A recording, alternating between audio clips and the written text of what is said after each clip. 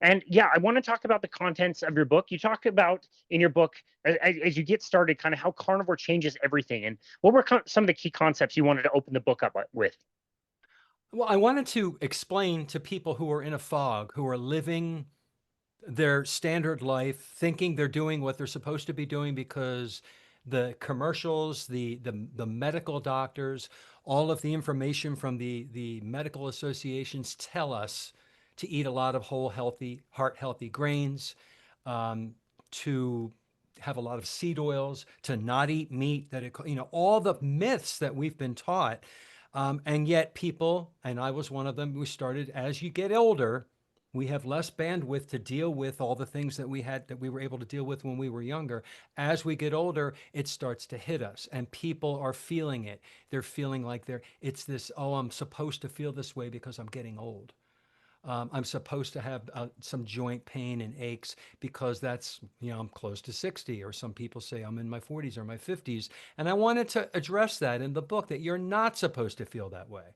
That is not normal. And we've chalked that up to being normal. So I wanted to expose a lot of the myths, which I did in my book. I wanted to talk about where they came from.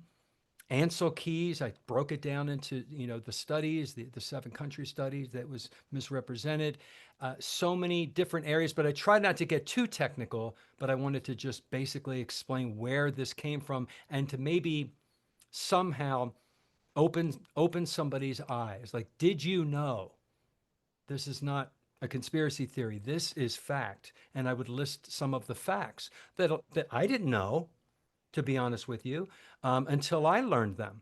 So, again, as the teacher, I have to share this. I have to tell people.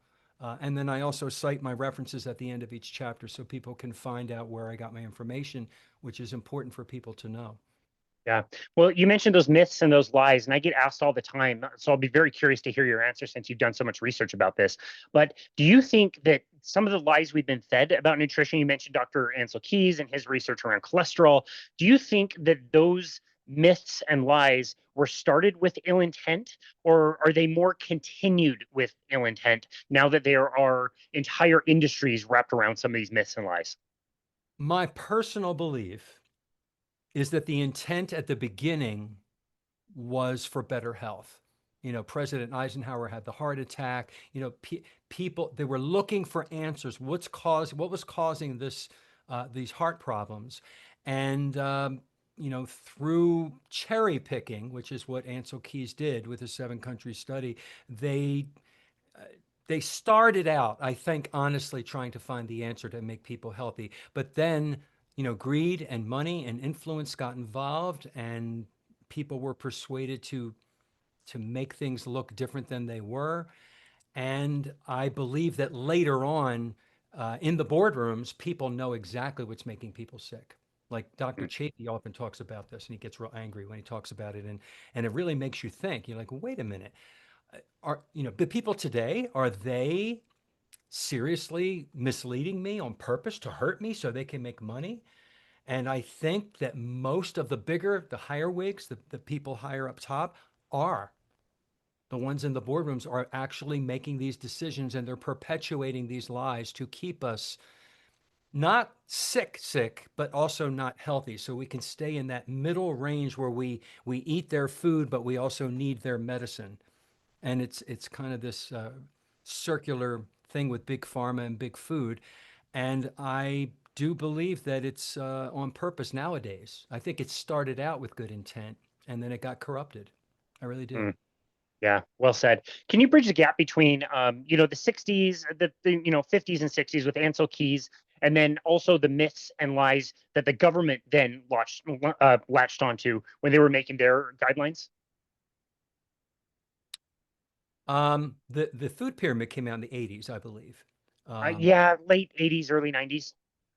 Before that was the saturated fat myth, and then this, of course, cottonseed oil came out earlier than that, and we were switching over from animal fats to seed oils as an alternative, because what are we going to do with all of these cotton seeds? Instead of just using them to lubricate our machine equipment, maybe we can make food out of them. And they started doing that. It kind of looked like this shiny white pretty stuff that mimicked beef tallow, and they called it Crisco.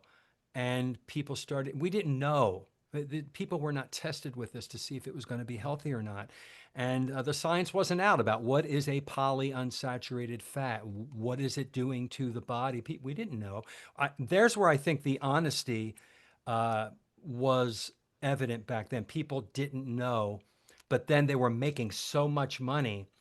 And then when the science came in, what these oils are doing through inappropriate inflammation and oxidative stress, they just kind of quelled it and pushed it down because there's so much money being made in these products. And the whole food industry, the fast food industry, the ultra processed food industry. Have you seen that gigantic chart that lists the different food companies and it breaks it down into all the different little micro sections? It's eye-opening, the tentacles, right, that the food industry got into. And it kind of started with the smoking as well. The Philip Morris and all of the tobacco companies kind of bought a lot of the food companies, and they used That's right. their addiction model, their advertising model. It's kind of so hard to explain in one discussion how we've been hijacked by big money, big pharma, big food. Yeah. And yeah, I think it started in the 30s.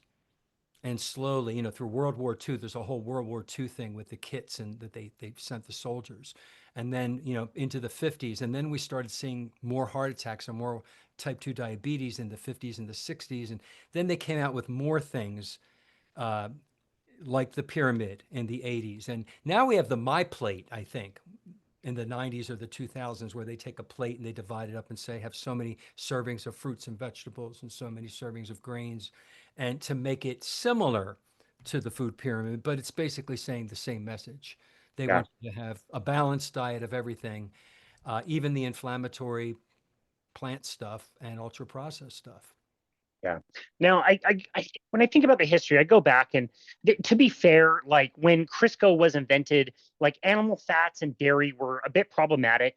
They were a lot of production in big cities, and people were getting sick some of the time from eating animal fats because of the production and everything that was going on. And so now you have this very well marketed product. They sent all the moms in America cookbooks on how to use Crisco that was created in stainless steel vats, and it is that clean white kind of fat that you're talking about. And yeah, you follow the history of that, and to see that they were the ones that funded the American Heart Association in the late 1940s. It was just a sleepy little organization trying to decide how they were going to research heart attacks, which were on the rise. It hadn't been a thing 50 years earlier, and now it certainly was and was increasing, and all the history of this. And you mentioned, even like studying some of this stuff. We look at the Minnesota coronary trial. Well, they actually did study cohorts of people eating animal fats at the time versus eating the plant fats at the time.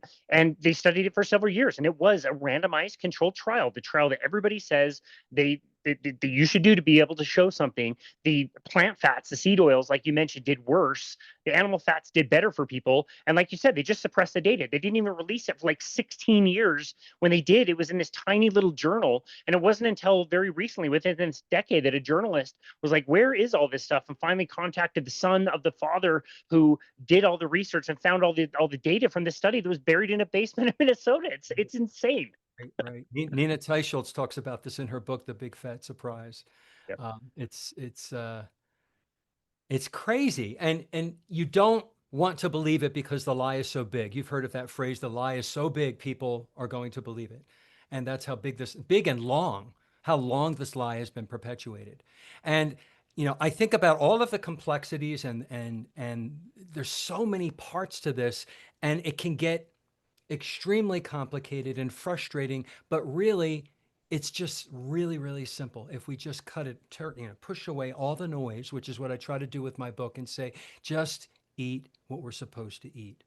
Just eat meat, fat, salt, water, butter, add some fish if you want, add some organ meat if you want, and everything comes back to the way the body is supposed to function. If you just forget all the noise out there, it can get so complicated with all the noise, and people believe certain things and don't believe certain. Then we get political, all the politics comes in, people start arguing and fighting. If we just go back to basics and eat our ancestrally appropriate foods, the way our ancestors ate for hundreds of thousands of years before it all got changed in the late 1800s, our body heals. Our hormones level out.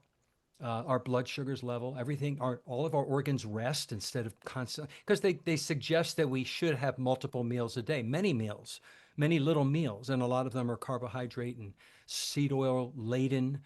And when we stop that, my gosh, and a little bit of fasting, uh, they say it's a miracle, but I don't think I think it's a miracle, but really it's what we're supposed to be. We're supposed to be in this state of amazing health that we call ourselves Superman, but it's just normal. I don't know if that makes sense, but No, that makes perfect sense. how I feel. I feel Yeah, superhuman. yeah, absolutely. You look superhuman, like I said earlier.